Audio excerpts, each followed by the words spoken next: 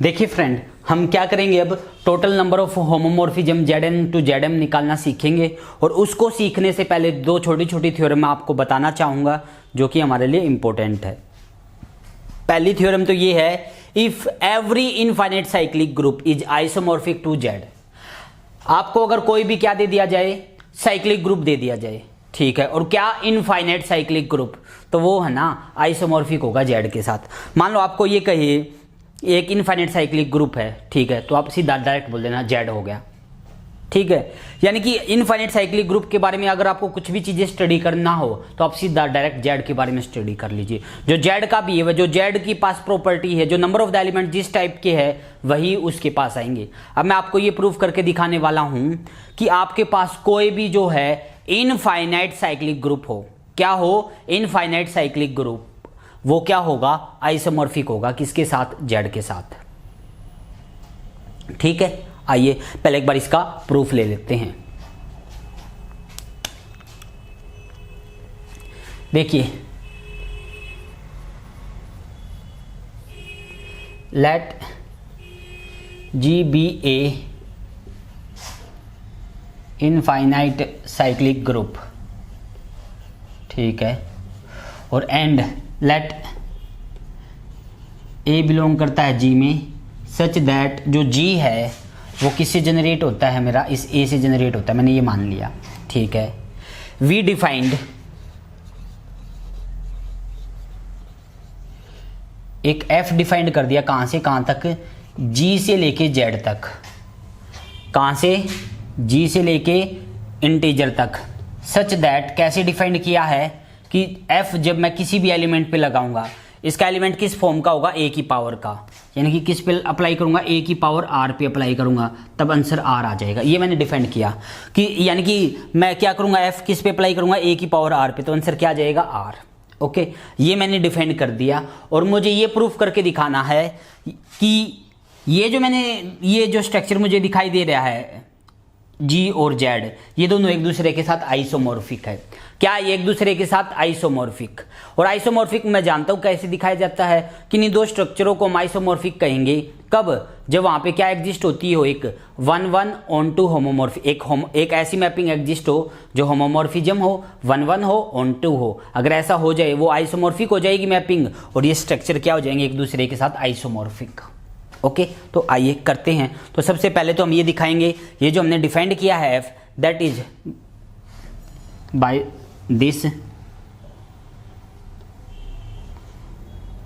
Bye setting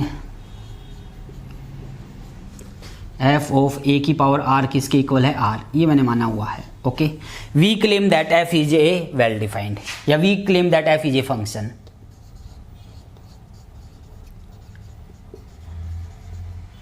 F is a function, ठीक है। पहले तो ये हम प्रूफ कर देते हैं, ठीक है। इसके लिए क्या मानेंगे हम, क्या लेके चलते हैं, लेके चले हमें A की power M is equal to A की पावर N। क्या टारगेट है मेरा, क्या प्रूफ करना, M इज इक्वल टू ये तो लेके चला, क्या प्रूफ करना है, F ऑफ A की power M is equal to F of A की पावर N। अब दो केस होंगे, M या तो N के इक्वल होगा या M N के इक्वल नहीं होगा। Late it possible,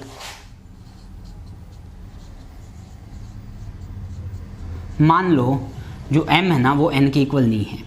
okay, M और N इक्वल नहीं है तो कोई एक इनमें से छोटा होगा, नंबर एक बड़ा होगा, और विदाउट लॉस ऑफ जनरलिटी मैंने बिना किसी नुकसान के ये मान लिया, इनमें से एक छोटा होगा एक बड़ा होगा, तो मैं मान लेता हूँ कि ये जो M है ना वो ग्रेटर देन है N से।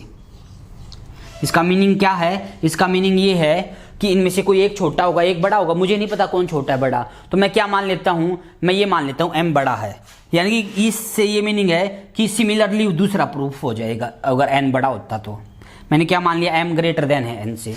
ओके, M अगर ग्रेटर देन है N से तो जो छोटा है, क्योंकि ये ग्रुप है तो A के पावर माइनस N से बोथ साइड मल्टीप्लाई कर दो।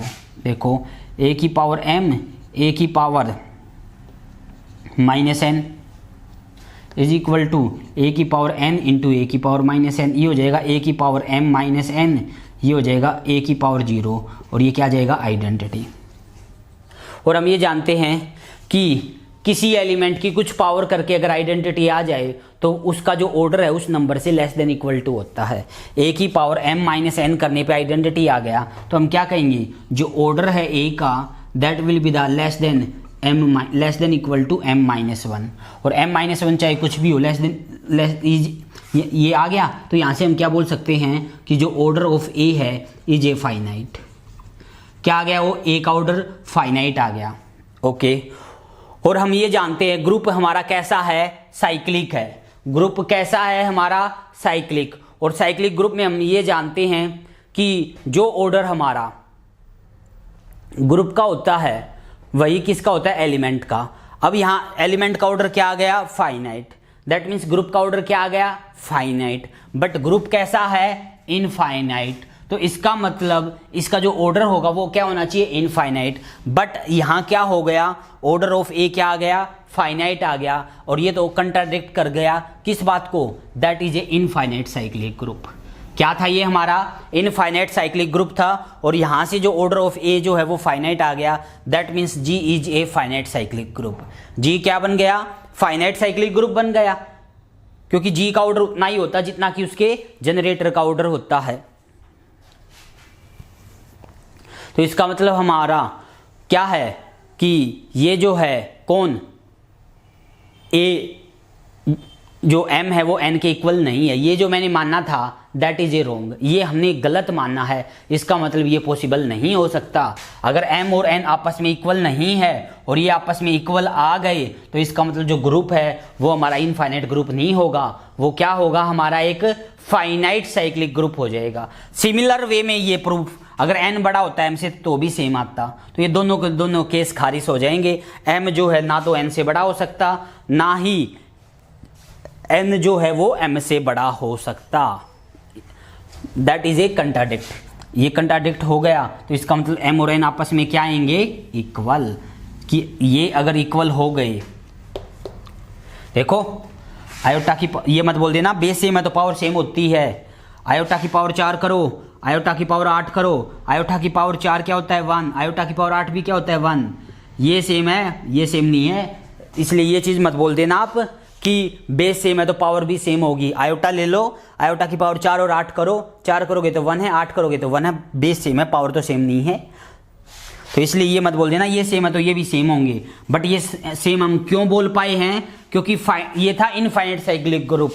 हमने क्या मान लिया, लेट इट पॉसिबल। देख दो ही केस होंगे, ये इक्वल नहीं है, इक्वल नहीं है तो हमने क्या दिखा दिया, ऑर्डर ऑफ ए फाइनाइट दिखा दिया। यानी कि जी क्या दिखा दिया हमने, एक जी का ऑर्डर फाइनाइट दिखा दिया। और इनफाइनाइट साइक्लिक ग्रुप है हमारे पास और हमने क्या दिखा दिया, जी को finite group. That will be the contradict. इसका मतलब इनकी जो पावर है वो m और n आपस में क्या हो गए, इक्वल। अगर ये इक्वल है देन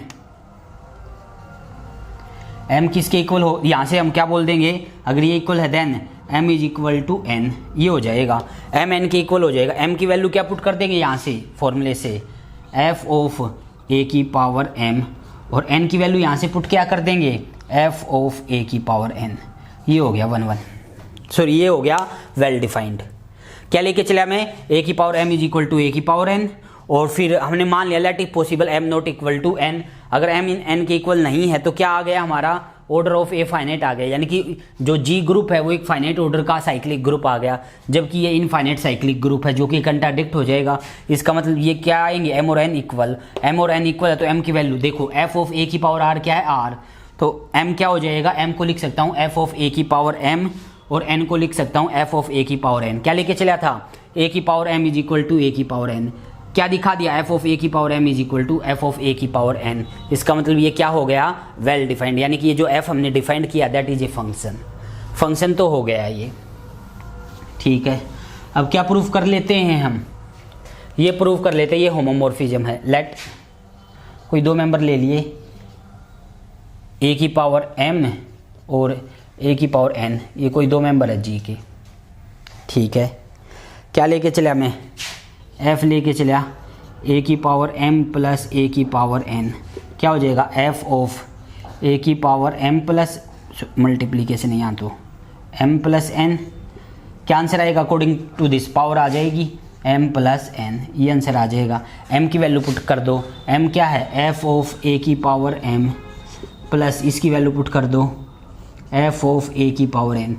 क्या लेके चला था हम, एफ ऑफ ए की पावर एम इंटू ए की पावर एन, और क्या आ गया एफ ऑफ ए की power M plus F of A की पावर एन।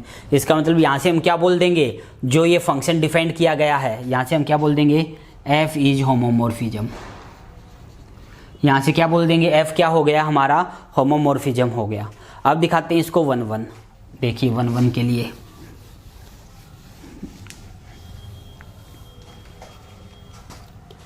F is 1 1। क्या लेके चला मैं, लेट ए किसके इक्वल ले लिया मैंने मान लिया एफ ऑफ ए की power M is equal to F of A की पावर एन। ये लेके चला मैं, यहाँ से वैल्यू पुट करो, ए की पावर एम कितना आ जाएगा एम, ये कितना आ जाएगा एन।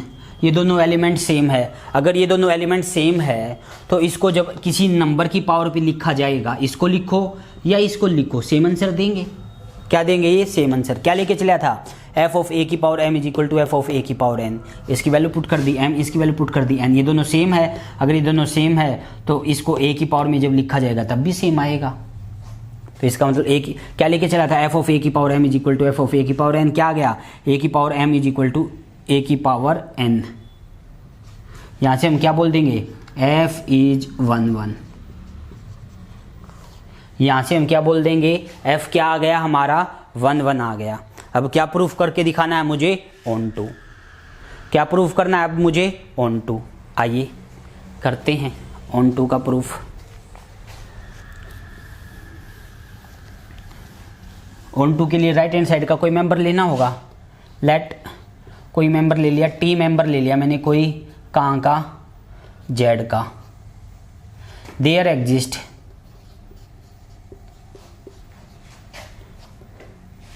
ए की पावर टी मेंबर कहाँ पे, जी में, सच दैट क्या किया, एफ अप्लाई किया ए की पावर टी पे अकॉर्डिंग टू द डिफाइंडिंग फॉर्मूला। क्या आंसर आएगा, टी आएगा। टी क्या था, जेड का एक आर्बिट्रेरी एलिमेंट है। क्या है ये, एक आर्बिट्रेरी एलिमेंट। और इस पे जब इसके बदले में क्या मिल गया, ए की पावर टी, किसके अंदर, जी के अंदर। और इस मेंबर पे जब हमने एफ लगाया तो आंसर क्या आ गया, टी। तो इसका मतलब हम यहाँ से क्या बोल सकते हैं, ए की power T is pre image. क्या ये प्री इमेज है, किसकी है, टी की। कैसा एलिमेंट था, आर्बिट्रेरी एलिमेंट था। दैट मीन्स जेड के एवरी एलिमेंट की प्री इमेज है, किसके अंदर, इसके अंदर। इसका मतलब हम यहाँ से हम क्या बोल देंगे, यहाँ से हम ये बोल देंगे एफ इज ऑन टू। 1 1 हो गया, होमो हो गया, ऑन टू हो गया। That means F is isomorphic. क्या हो गया, आइसोमॉर्फिज्म हो गया। अगर एफ आइसोमॉर्फिज्म है तो ये दोनों स्ट्रक्चर कौन से दोनों, जिनके बीच में ये डिफाइंड है, ये क्या हो जाएंगे, आइसोमॉर्फिज्म, आइसोमॉर्फिक। यही मुझे प्रूफ करना था। इसलिए क्या बोल देंगे हम, अगर हमें कोई भी इनफाइनाइट साइक्लिक ग्रुप दे दिया जाए, क्या दे दिया जाए, अगर हमें कोई भी इनफाइनाइट साइक्लिक ग्रुप दे दिया जाए तो हम उसको डायरेक्ट ये बोल देंगे that will be the isomorphic to Z. वो किसके साथ आइसोमॉर्फिक है, जेड के साथ है। या दूसरे शब्दों में हम ये कह सकते हैं अप टू आइसोमॉर्फिज्म। अगर आइसोमॉर्फिज्म की बात करें, इस दुनिया में सिर्फ एक ही इनफाइनाइट ऑर्डर का ग्रुप है cyclic, and that will be the Z. क्या है वो, जेड है हमारे पास। ओके, अब आते हैं नेक्स्ट के ऊपर। नेक्स्ट में क्या बोल दिया गया, यहां इनफाइनाइट की बजाय फाइनाइट होता। क्या होता, फाइनाइट। यानी कि एवरी, अगर ये होता मेरे पास finite cyclic group of the order, मान लो एन ऑर्डर का होता, क्योंकि अगर आपने फाइनाइट बोला है तो उसका ऑर्डर भी बोलना होगा। Every finite cyclic group of the order N is isomorphic, to Z N. ये है, और इस पे भी वही आ जाएगा, up to isomorphism there is the only one finite cyclic group of the order N that will be the Z N. This ठीक है, इसका प्रूफ दे देता हूँ अब मैं आपको कि अगर आपको कोई फाइनाइट साइक्लिक ग्रुप दे दिया गया जेड कितने ऑर्डर का, एन ऑर्डर का, तब डायरेक्ट आप ये बोल देना that will be the isomorphic to Z N. ठीक है, क्या बोल देना आप कि अगर आपको कोई भी फाइनाइट साइक्लिक ग्रुप दिया गया, क्या दिया गया, कोई भी आपको फाइनाइट साइक्लिक ग्रुप दिया गया, क्या हो जाएगा, वो आइसोमॉर्फिक हो जाएगा। किसके साथ, जेड एन के साथ।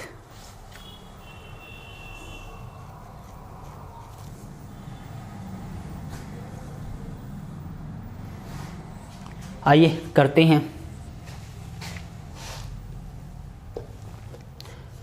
प्रूफ। क्या करने वाला हूं मैं, वी डिफाइंड लेट जी हमारे पास be a cyclic group, order of the A is N, ये है। वी क्लेम दैट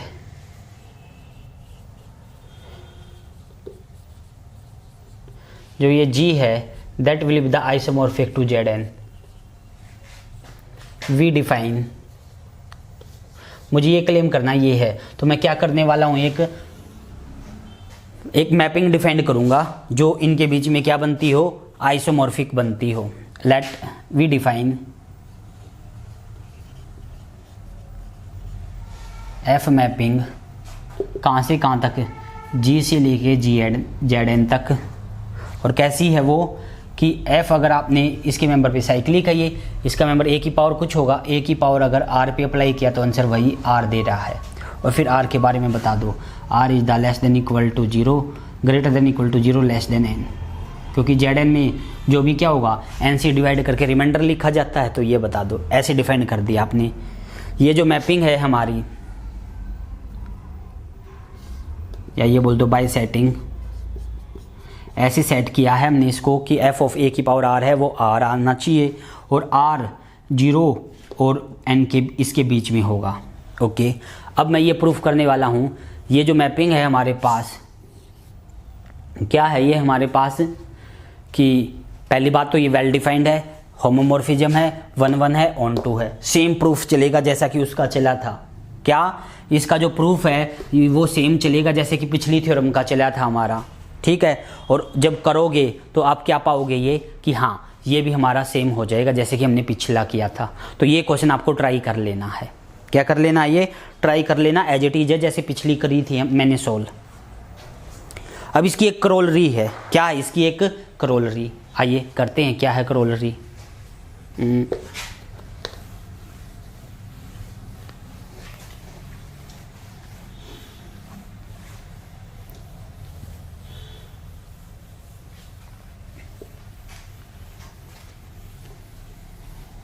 करोलरी ये है कि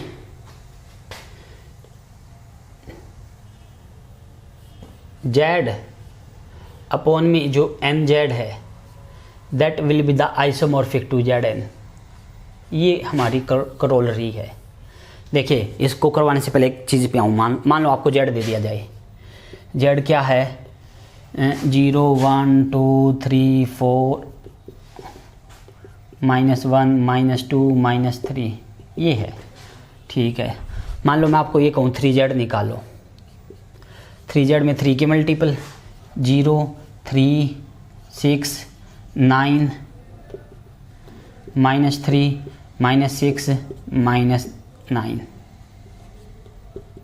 ये आ गया। अब कैसा ग्रुप है ये, एबिलियन ग्रुप। और ये भी क्या है, एबिलियन ग्रुप। और हम ये जानते हैं एवरी सब group of abelian group is a normal सब ग्रुप। एक बात तो कन्फर्म है, ये नॉर्मल सब ग्रुप है इसका। क्यों, क्योंकि ये एबिलियन है। Now we calculate Z upon में 3z। सबसे पहली बात तो ये है that will be the well defined. ये क्या है, वेल डिफाइंड है। क्यों है वेल डिफाइंड, क्योंकि जो नीचे वाला है दैट इज द नॉर्मल सब ग्रुप ऑफ जेड। ये जेड का नॉर्मल सब ग्रुप है। इसके अंदर क्या आएंगे, कोसेट की कलेक्शन। कोसेट क्या आएंगे इसके अंदर, सबसे पहले तो हम क्या करेंगे, जेड खुद, पहले तो 3z में ये खुद आ जाएगा कोसेट 3z, क्योंकि इसके मेंबर लेके जब बनाओगे, इसका कोई भी मेंबर लेके बनाओगे कोसेट, वो यही आएगा। मतलब अगर आपने ये लेके बनाया 3 + 3z तो ये वापस क्या बनेगा 3z। आपने लिया 6 + 3z तो भी क्या आएगा 3z, क्योंकि हम रिजल्ट जानते हैं। ए अगर हमारा बिलोंग करता है कहाँ, h में, तो ए एच का आंसर वापस क्या आता है h, या ए बिलोंग करता है h में तो a + h का आंसर क्या आता है h का काम कौन कर रहा है यहाँ 3z। और इसका कोई भी मेंबर लेके जब बनाओगे आप क्या कोसेट तो वो यही आ जाएगा। तो एक बात तो कन्फर्म होगी, इसके पास एक कोसेट तो कौन आ गया खुद, ये 3z। एक इससे बाहर का कोई मेंबर ले लेता हूँ, जैसे 1 लेके बनाया मैंने, क्या बनाऊंगा 1 + 3z, क्या होगा ये रहे, इसमें जब 1 ऐड होगा तो ये 1, ये 4, ये 7, ये 10, ये -2, ये -5, ये -8, ये। और इसका कोई मेंबर और लेके मैं बनाता, जैसे 4 + 3z लेके बनाता तो भी यही आता, 7 + 3z लेके बनाता तो भी यही आता। क्या आ गया ये 1 + 3z। अब कोई ऐसा एलिमेंट ले लेता हूँ जो इसमें और इसमें ना हो, 2 ले लेता हूँ, 2 नहीं है इनमें, एक 2 + 3z। 2 के अलावा कोई और लेके अगर मैं बनाऊँगा, एक तो लिया 0 + 3h, 1 + 3h, 2 + 3h, इनके अलावा लेके अगर मैं कोई भी बनाऊँगा तो क्या होगा, वो इनमें से कोई एक होगा। तो ये 3 बने हमारे, ठीक है। ऑर्डर की बात करें, इसका ऑर्डर तो 1 है, इसका ऑर्डर देखते हैं 1 + 3z,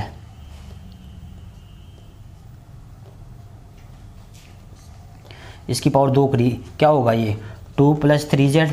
2 कहाँ लाई करता है, 2 तो हमारा इसमें लाई करता अलग से, वापस इसमें तो नहीं आएगा, ये इसमें नहीं आएगा, तो इसका मतलब इसका ऑर्डर 2 तो हो नहीं सकता। 3 करो तो ये क्या आएगा 3 + 3z, और 3 मेंबर किसका, इसका है, तो वापस क्या आ जाएगा 3z। इसका ऑर्डर क्या है 3, और सिमिलरली इसका ऑर्डर भी क्या आएगा 3। ये क्या है, ये तो एक ग्रुप, साइक्लिक ग्रुप बन गया, क्योंकि इस कितने ऑर्डर का, 3 ऑर्डर का, और 3 ऑर्डर का साइक्लिक ग्रुप बन गया। दैट मीन्स ये तो आइसोमॉर्फिक हो जाएगा किसके साथ, Z3 के साथ। किसके साथ हो जाएगा, ये आइसोमॉर्फिक Z3 के साथ हो जाएगा। और इसलिए हम हर बार लिखते थे Z mod 3Z जो है that will be the isomorphic. हालांकि इसके पास नंबर क्या होते हैं 0 1 2, इसका ऑर्डर 1, इसका ऑर्डर 3, इसका ऑर्डर 3। और मैंने आपको बताया हुआ है ग्रुप थ्योरी के स्टूडेंट के लिए ये मैटर नहीं करता कि अंदर मैट्रिक्स है, नंबर है, क्या है, फंक्शन है, क्या है। उसके लिए इम्पोर्टेंट ये है कि वहाँ पे ऑर्डर क्या है। यहाँ देखो ये 3 एलिमेंट यहाँ, 3 एलिमेंट वहाँ है, एक ऑर्डर का 1 है और 3 ऑर्डर के 2 है, एक ऑर्डर का 1 है, 3 ऑर्डर के 2 है। तो ये स्ट्रक्चर और वो स्ट्रक्चर चाहे दिखने में चाहे वो डिफरेंट है, दिखने में क्या ये दोनों स्ट्रक्चर हमारे डिफरेंट है, बट हम क्या बोल देंगे these 2 structure are isomorphic to each other. क्या है वो आइसोमॉर्फिक है। ओके, ये हो गया। अब मेरा टारगेट क्या है ये प्रूव करके दिखाना, z अपॉन में जो nz है, क्या z अपॉन में जो nz है that will be the isomorphic.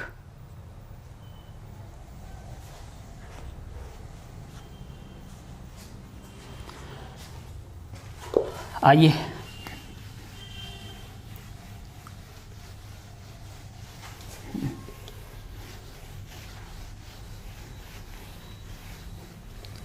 देखिए वही चीज़, पहले तो फंक्शन हम कहाँ से कहाँ तक डिफाइन करेंगे, मैंने हर बार बोला हुआ z से लेके zn तक। और क्या प्रूफ करेंगे, ये होमोमॉर्फिज्म है, 1 1 और होमोमॉर्फिज्म है और ऑन टू है। फिर यहाँ पे फंडामेंटल थ्योरम का यूज करूँगा, ये ले लिया मैंने, we define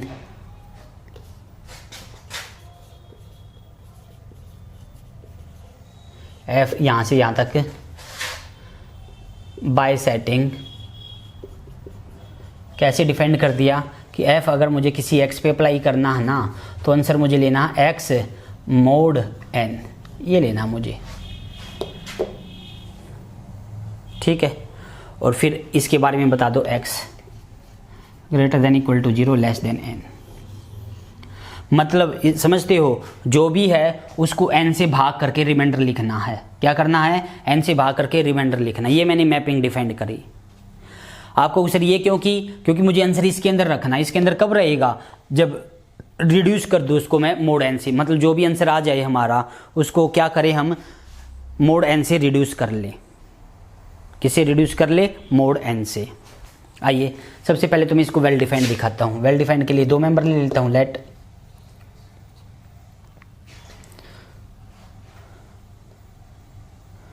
x1 is equal to x2।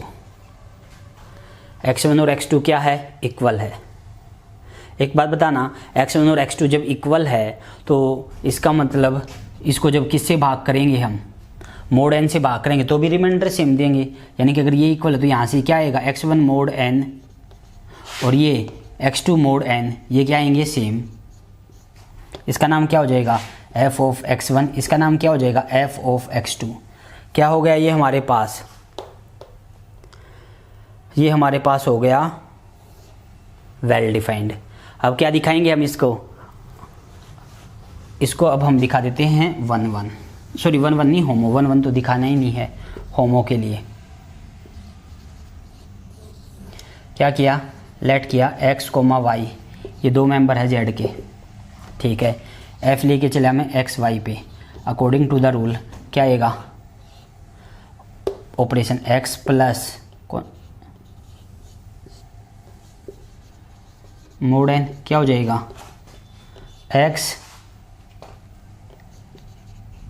Mode n plus y mode n, क्या नाम हो जाएगा इसका, f ऑफ x, क्या नाम हो जाएगा उसका, f ऑफ y। क्या लेके चला था मैं, f ऑफ x y, क्या आ गया, f of x plus f of y।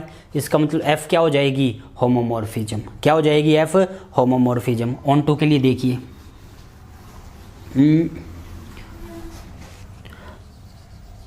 Right hand side का मेंबर ले लूँ। लेट यहाँ का कोई मेंबर ले लिया मैंने,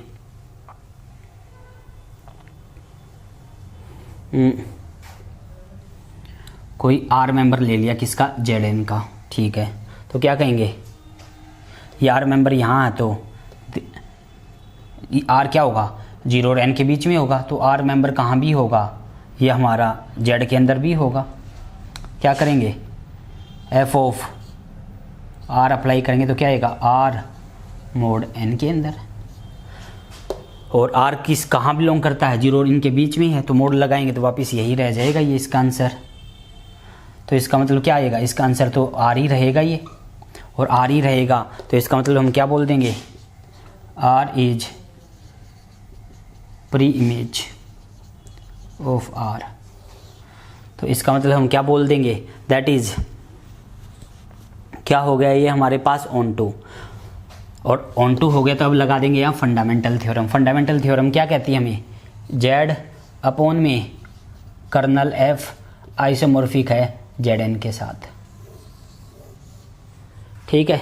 अब बात करते कर्नल क्या आएगा इसका, लेट एलिमेंट ले लेता हूँ, एक्स कोई एलिमेंट है, किसका है, कर्नल एफ का, ओके। तो एफ ऑफ एक्स क्या आना चाहिए, राइट हैंड साइड की आइडेंटिटी, जेड एन का आइडेंटिटी क्या होती है, एडिशन की, 0।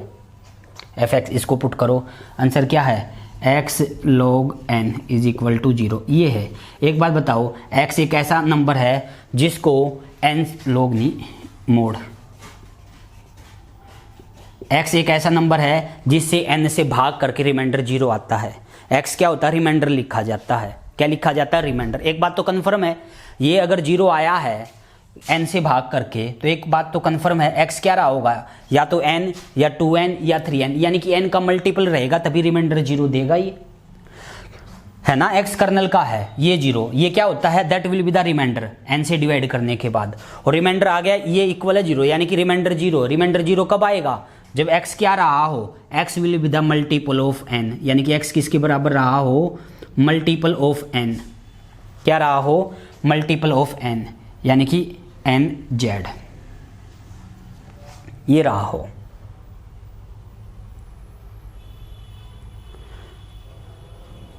तो इसका मतलब हमारे पास क्या बोल देंगे हम, n का जब मल्टीपल लेके चलेंगे, 2z 3z 4z, n का जब मल्टीपल चलेगा ये हमारे पास, उस दौरान क्या आएगा, ये हमारा 0 आएगा। क्या आएगा उस दौरान, ये हमारा 0 आएगा। आपको उसे एक बार डायग्राम से और बता दीजिए, कर्नल एफ जो है वो हमारा एन जेड कैसे आ गया, क्या कर्नल एफ हमारा एन जेड कैसे आ गया। आइए देखते हैं कैसे आ गया।